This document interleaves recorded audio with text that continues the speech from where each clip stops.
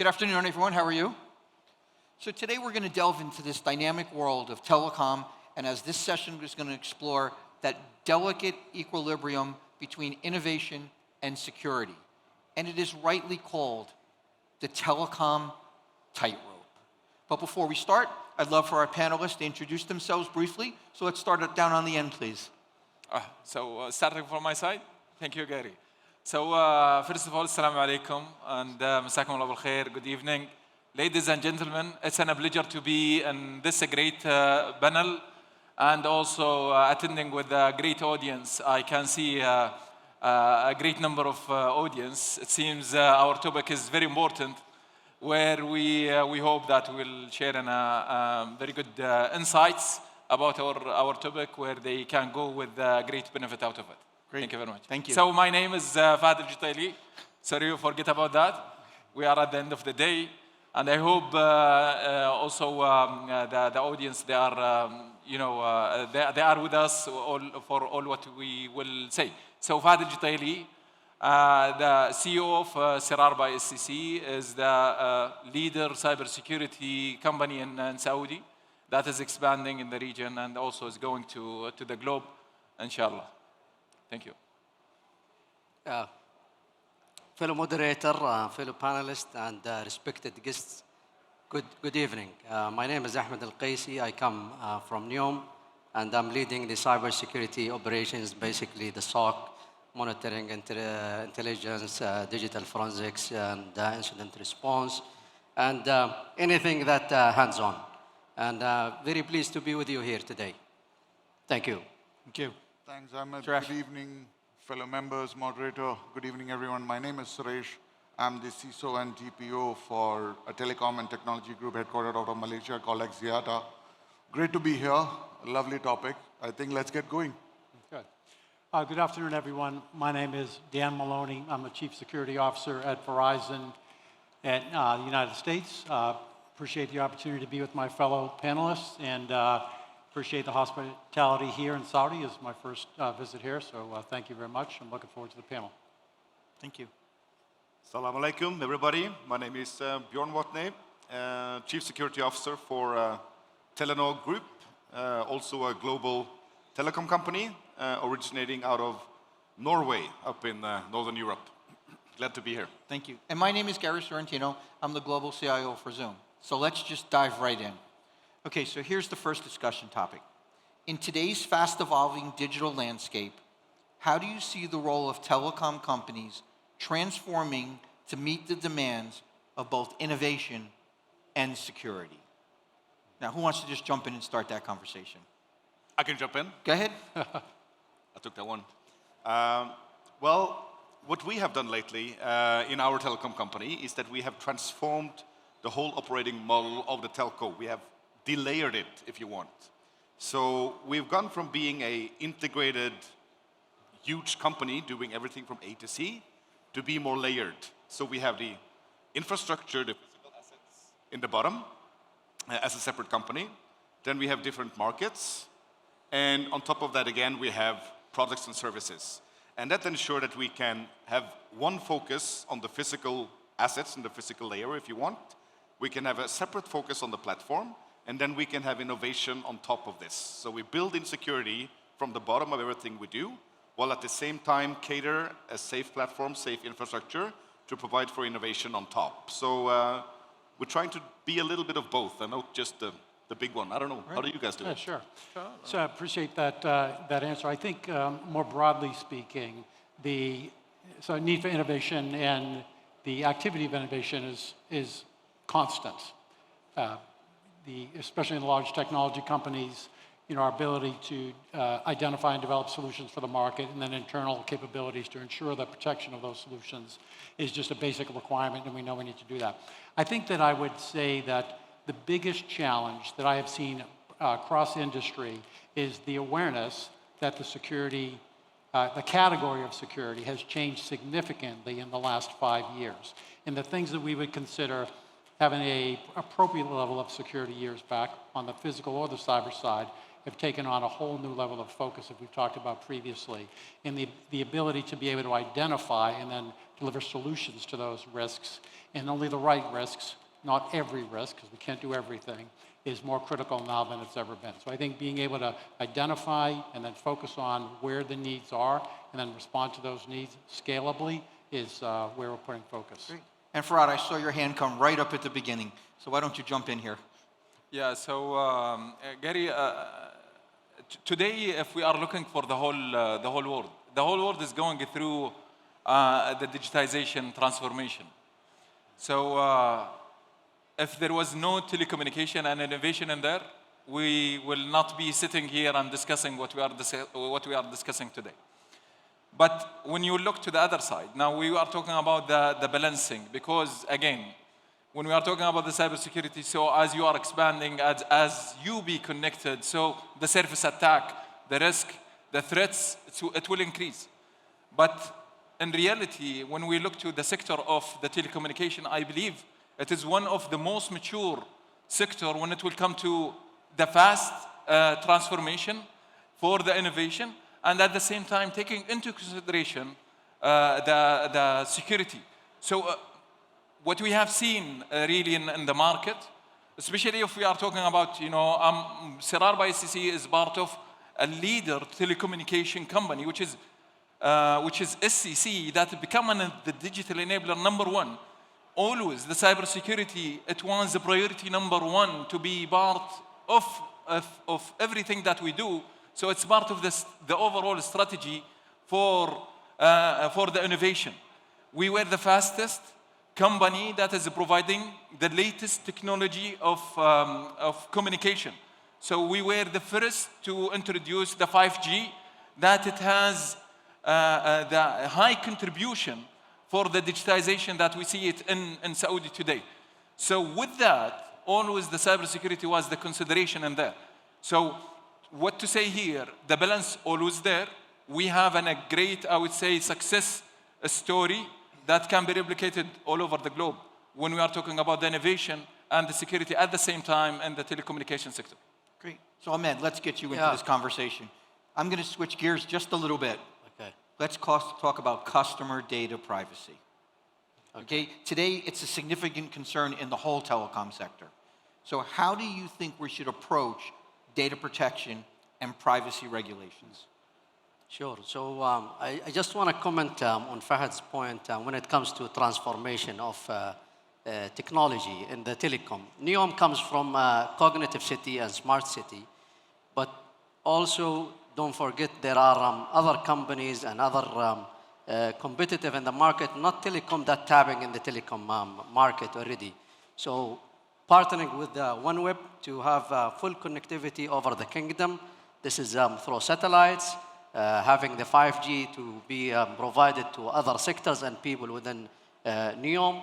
And also, when it comes to challenges, yes, Telecom did great during COVID, and they kept us connected all the time.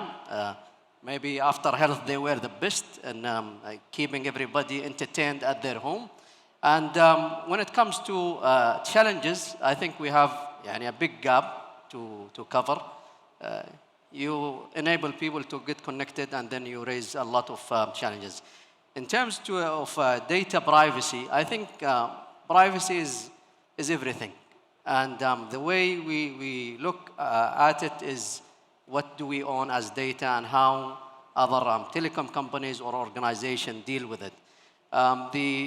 The Kingdom has done a really good job by announcing the Royal Decree recently in March that was put in effect, but the first draft was 2 years ago. So at a government level, it needs that attention.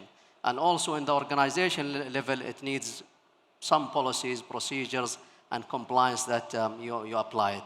And I think it will take time, but we need to assure our users and our customers how we are dealing with their data. Maybe transparency is key here, and audits in terms of how we deal with their data. So are we auditing? Are we recording? So to assure everything is accessed at the right time by the right people. So Suresh, we got to drag you into this conversation, right? We've had conversations about telecom is more than what most people think. And we talked about today about that balance. We talked about a little bit about data privacy. Now let's consider the ethical considerations, right? In the pursuit of innovation, how do we consider those ethical implications of the technology with regard to privacy, but also social impact? I left a tough one for you. Interesting question. I'll pick it up because there are a few angles to this whole play. Because when you say ethical considerations, you're looking at the ethical aspects of a product or a platform or an innovation which is external facing. At the same time, you have certain innovations and platform adoptions which are internal in nature, right? So the whole ethical discussion in itself is today driven mostly through regulations and laws, but there are few organizations and enterprises globally which are now becoming leaders in terms of building their own ethical integrity practices, in terms of how do we look at innovation, are we using data right, and how do we build the culture of security by design, privacy by design, compliance by design, rather than looking at these things retrospectively when things go sideways or when there is an event or an incident which is hitting the media. So I think there is still a journey to be done for, if I have to speak on behalf of the telecom industry and the broader technology industry, there is a journey to be made, and there are some leaders out there, and there is definitely a lot of good work that can be done in this space. Great. So Bjørn and Daniel, let's start this conversation. Telecom companies, they're at the forefront of deploying cutting-edge technology, and we heard some names before. How do we ensure that the innovations are secure, and what measures are in place to protect against potential cybersecurity threats? Well, we need to continue to have the focus at all times. I mean, you cannot really ensure that something is secure, so you need to have layers. We have a saying in our company, and it goes all the way from the CEO, which is very important, from the boardroom to the server room, that security is at the foundation of everything we do, and that we should strive to have the same high standards everywhere we operate, be that in Southeast Asia or in the Nordics. That being said, we spend a lot of money on research, also into security, into secure development, and into secure technologies. And we also work a lot with our partners, the producers of hardware and software, to make sure that they also keep security at the forefront when they develop new technologies and new solutions.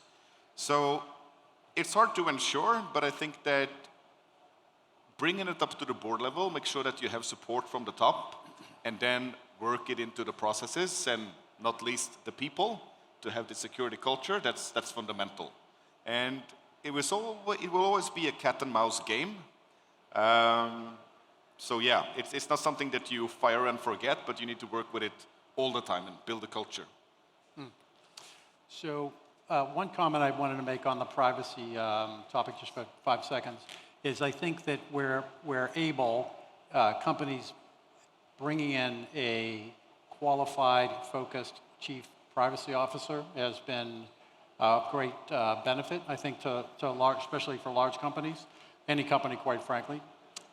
The expertise associated in the currency requirements for new laws coming out almost on a quarterly basis now is just far too much for a non-privacy team to be able to handle. So I think having proper ownership of that issue is critical. On the innovation protection side, I would say this. In the telecom industry, there have been almost 100 years of groups that oppose the development and innovation of telecom. There are groups whose main mission is dedicated towards stopping things like as far back as landlines, 3G, 4G, 5G. So this is not a new set of problems. I think the risks today have compounded because it's not just, it certainly is a cybersecurity focus, so frameworks, trusted suppliers, proper vetting, the basics, NIST framework, having repeatable processes, all of that is a baseline. But I think there's also the concern about the physical damage that can be done to infrastructure now. If you look at domestic violence extremism groups in some countries around the world. They focus on attempting to disrupt critical communications, whether to law enforcement, to hospitals, to government agencies, to consumers and customers. So I think a holistic approach, not only from the technology side, then how do you protect that asset is an area that we obviously spend a lot of time focusing on. Great. So Ahmed, you stuck in the word 5G before. So we're going to come back to that, right? So how are emerging technologies like 5G, IoT, satellite networks, AI, edge computing, how are they reshaping this industry? Yeah. Okay. I wanna mention NEOM project. NEOM project is, let me give context here.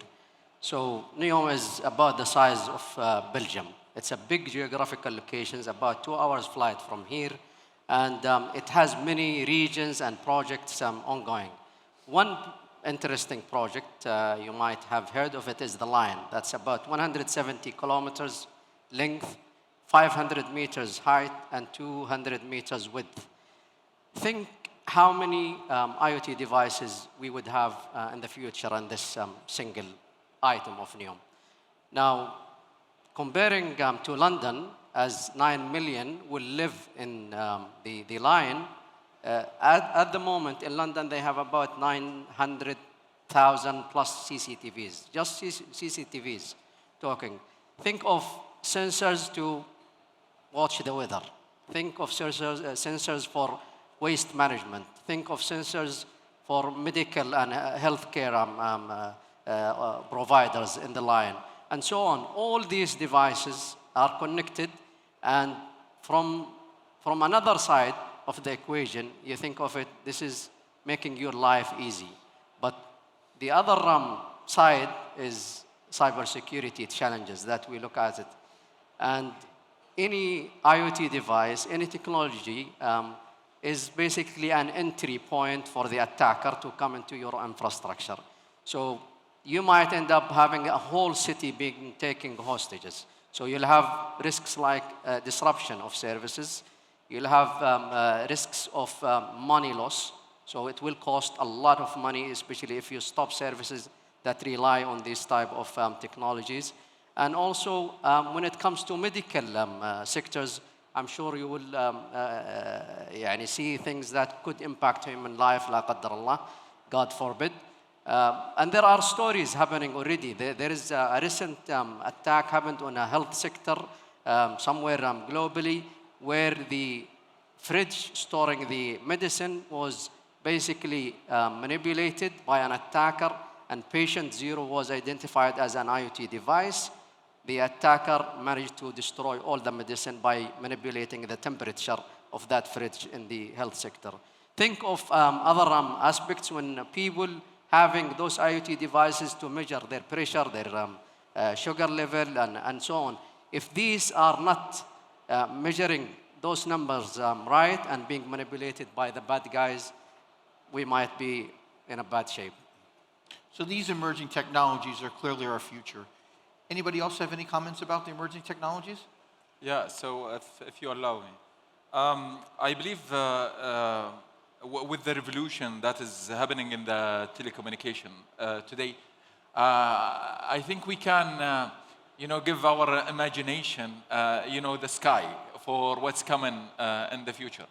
Now we start seeing the metaverse, and our expectation with what we are seeing today in the revolution of the telecommunication, the 5G, the 6G, and what's coming, and even the satellite, and these high-speed network, and the whole world is connected, the breathing of the cities and the earth, everything.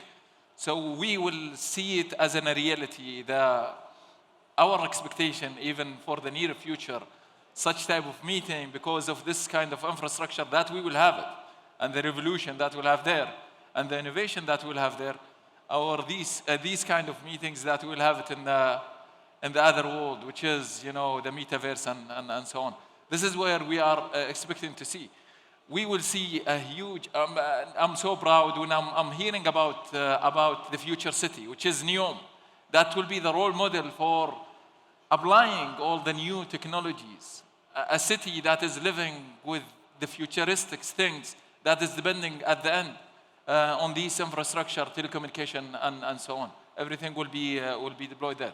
So this is where we are expecting the things is going. Keeping in mind, the cybersecurity is going in parallel for the needs of the innovation in that area. So in the middle of all this, Suresh, you got to help me with this one. In the middle of all this is the CISO. And he's trying to be proactive. And he's trying to create this proactive mindset. Absolutely. What do we think about this? I think, yes, to a large extent, the accountability and ownership of security or cyber risk in itself resides with the CISO.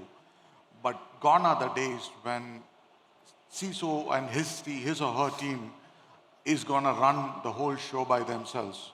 And that causes delay, and that's exactly where this whole conflict of balance between adoption of technology versus security, and security becoming a roadblock and so on and so forth. Because you've got so many emerging technologies converging into one single team, which is a team of, let's say, 5, 10, 15, 20 people.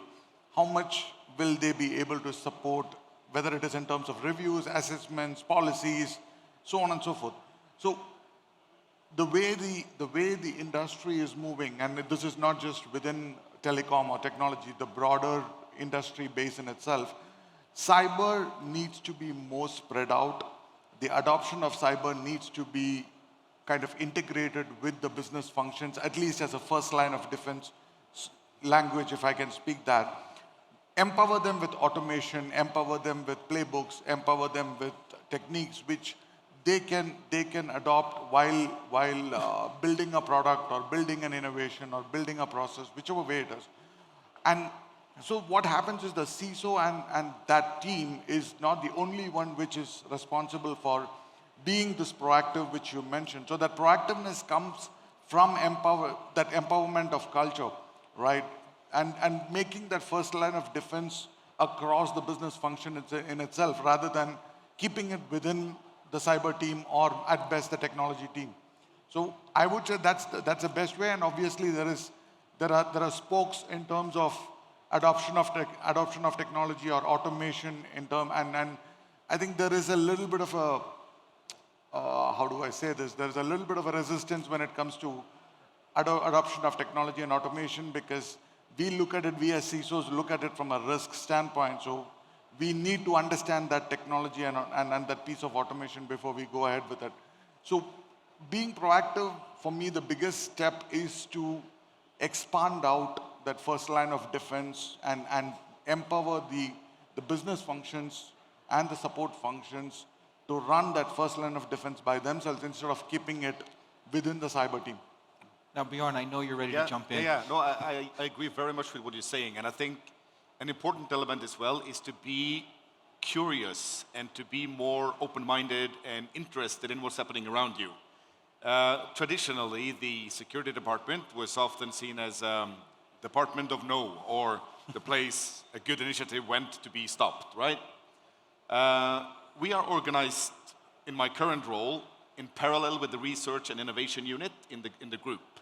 And these guys, they experiment with everything, with every nation, sometimes maybe not always our friends, but they just look at opportunities. And I think to succeed as a CISO or a security professional today, you need to be part of that journey. You need to be curious and you need to be inventive. And even though you not necessarily see a security angle from the get-go, it will come. So get someone from your team in there, reach out to academia, to peer groups, but be curious and make sure that you follow the trends, try out the new apps. That way you can be proactive and you can have some insight already when the security questions are starting to roll on. So, yep. I'll take that, if I may. So I appreciated the reminder of the importance of the BISO model, which is the Business Information Security Officer. And I think depending on the size of your company, it's not always necessary depending on the size. But if you're scaling, and you're scaling either functionally or geographically, that business grows so fast with so many, no matter how much we try to contain it, it's going to grow organically. And I think being able to embed information security officers and other security professionals in the business as part of the business, and I think that's critical. We say that a lot. We say that a lot, but really understanding what the business imperatives are, that they could speak with as much fluency as the business owners. That really gives that force multiplication that allows the security capability and protections to grow at the grassroots, but to do that in a scalable way. Other than that, I agree. It's very, very difficult, no matter how good a team is, to be able to manage a global footprint of anything, for that matter, without local representation that feeds up to the larger expectations. I love that you said that the CISO, the BISO needs to be part of the business. They need to understand it as well as the business users do. You know, I came from an environment where they said, I don't want to ever have a conversation where I can go tech, business, tech, business. Yeah. I want the business people to teach the technology people, and I want the technology people to teach the business people. But I am going to pull one thing out that you said. Really? You mean there are CISOs in this audience that say no? I believe so. Really? Should we take a poll? Fahad, all right, let's switch gears a little bit.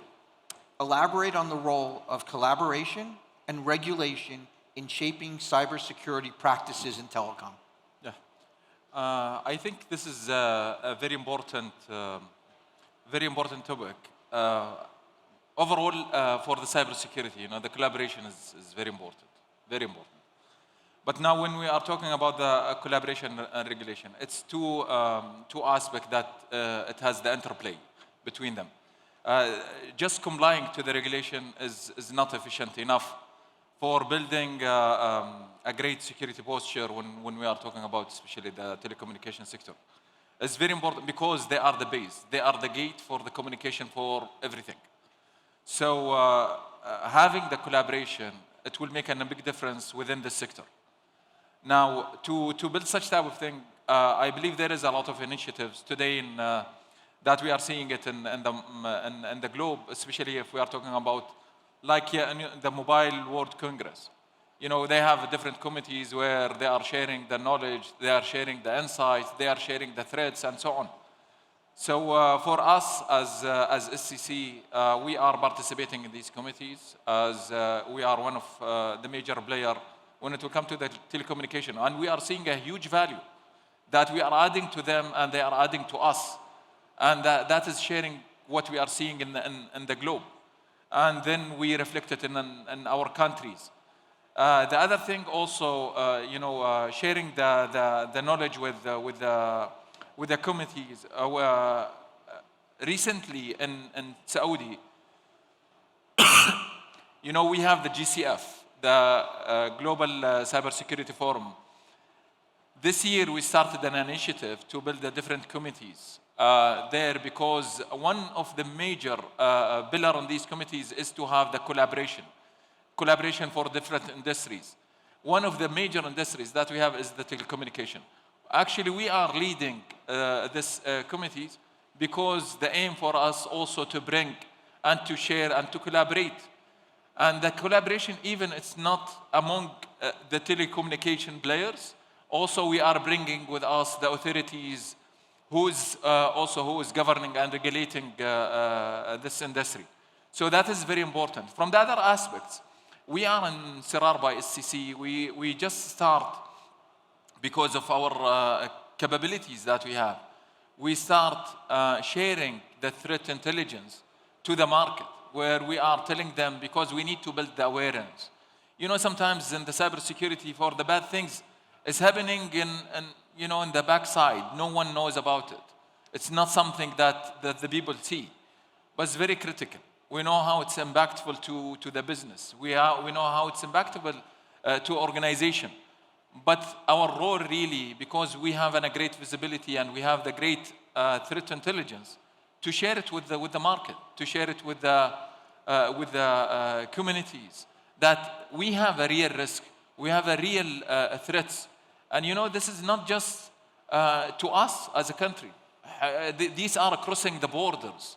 So even sharing it, we start hearing the feedback, even from the globe. This is a great visibility of what's going on, because the same thing that need to be repeated in other countries and also in the globe. So again, back to the point where we are seeing it's two aspects that is very important, especially in the telecommunication sector, to have that kind of interplay between the collaboration and the regulation, the compliance, the audit, building the best practices, sharing the knowledge, raising the awareness for all aspects. I think it's very important. So we've talked about telecom, we talked about technology, we talked about emerging technology, we talked about privacy, security, ethics, collaboration, regulation, CISOs. What do we leave out? You know, it's not just a technology problem, it's a human problem, right? So where do we go? Because I know we're all trying things on, we call it education, we call it training, we call it something, but they're a major part of this journey. So who wants to start? Let's talk about the human element of it. Suresh, go ahead. Yeah. I think, see, you've kind of hit the nail on its head, because the biggest weakness in that link, without sounding cliched, unfortunately, is humans. That whole security chain, if you look at it, we are the weakest link. End of the day, we write the codes, we build the automation, we do the designs, we do the integration. We slip up somewhere, whether it's limitation of knowledge, whether it's in a hurry, whether it's whatever is the reason, I'm not getting into it. I think it's important to have those awareness, but my only concern with these awareness is it should not be a tick in the box exercise. It should rather be more of a thread which is built into the DNA fiber of that enterprise. And it needs to be done. It cannot be done 1 month in a year and say, yeah, we are celebrating the cyber awareness. Yeah, you can do that, but there needs to be a sustained subtext of cyber awareness running across the period, rather than just running towards the end of the year and saying, yeah, I've got a mandatory training, get everybody to sign up on it, okay, I take my KPI off, I'm good, let's go with it. I think it's important to go beyond that. It's important to start connecting with the users, and which is what we do in Axiata. We start connecting with users on cyber, on their personal level. What does it mean for them? What's their personal takeaway from that awareness session or that workshop or whatever they're doing? What's their personal takeaway from that? Can they take it back to their home and talk to their families about what they have learned and how they can apply it? So I think there is a not just a CSR, but there is a need to go beyond just a policy or a KPI measure and look at awareness as a means to connect with individuals and humans. I love the part about don't tick the box. I love that part. Let's go to you first. Yeah, so great points made. You know, no one has to tell you how to keep yourself secure when you're traveling, right? I don't have to send you a briefing or a pamphlet or, hey, if it's dark, be careful of this, that. You've learned over time that you have a vested interest in bringing solutions to your own personal hula hoop, I call it, right? And whether it's cyber or physical, investigative, law enforcement, the biggest challenge I find is the cultural shift to having the customer base or the employee base understand that they are a critical part of the solution. It's not just the widgetry, it's not just the tech, it's not just the frontline workers, it's a culture of awareness. And I think if we, and again, I use the issue of scalability. If you have a large company and you have significant disconnects between the policymakers and those who execute on the policy, then it's a paper product at best. And it's only a matter of time or good luck that you're not compromised, breached, or injured. So I think developing a mindset that everything that we do, and I like how Bjørn said it, everything we do has a vested interest for all of us in developing security solutions that we all understand, and we also clearly understand the potential implications if we're asleep at the switch. I love what you said. It's not just the widgetry. I know, Fahad, you had your hand up next. Yeah. So just quickly in here, the factor of a human is very important. We have seen a lot of incidents because this is a reality. We have seen a lot of incidents where organizations, they have invested tens of millions, and then when you start to investigate, you find the factor for the fault is the human error. So I believe this is very important, and always it will continue if there will be no more initiative in this space. Again, always, and I'm using this really, which is very important. Cybersecurity is nothing by itself, but it's about everything. It is not the responsibility of the techie people. It's not a responsibility for a person. It's the responsibility of each and every one. The individual, they should hold the responsibility and accountability at their level. The business people, they need to hold the accountability and responsibility at their level. So in our families, and our family members, for our kids, for our families, for our society, for our countries, for the whole globe. This is the responsibility of for each and every one.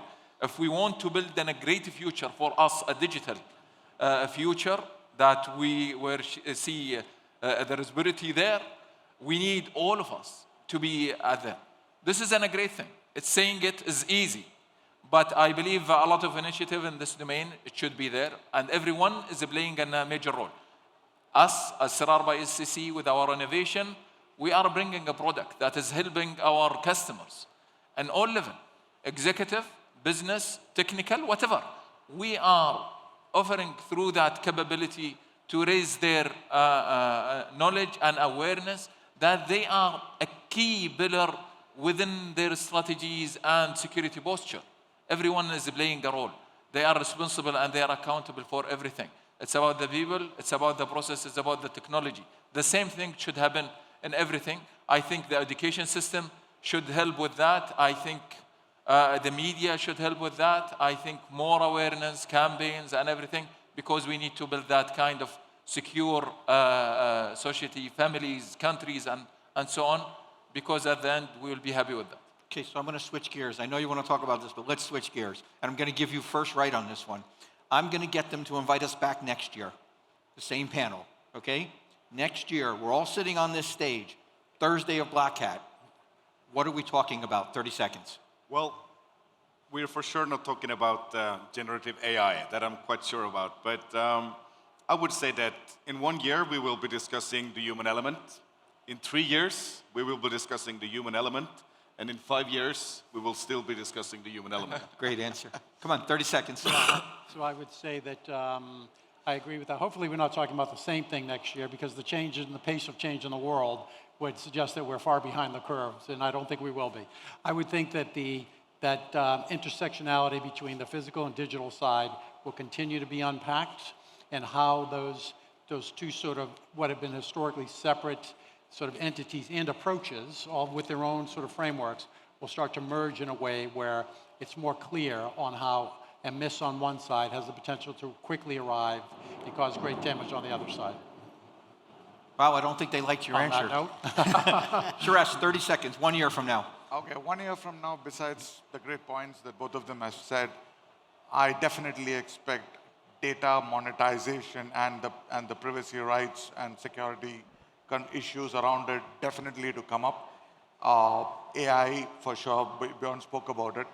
I get a sense that we are going to see the sunrise of quantum in the next 12 to 18 months. It's already starting to peep, but we definitely are going to see more of it in the next 12 to 18 months, so I'll put a little bet on that. Those are my three.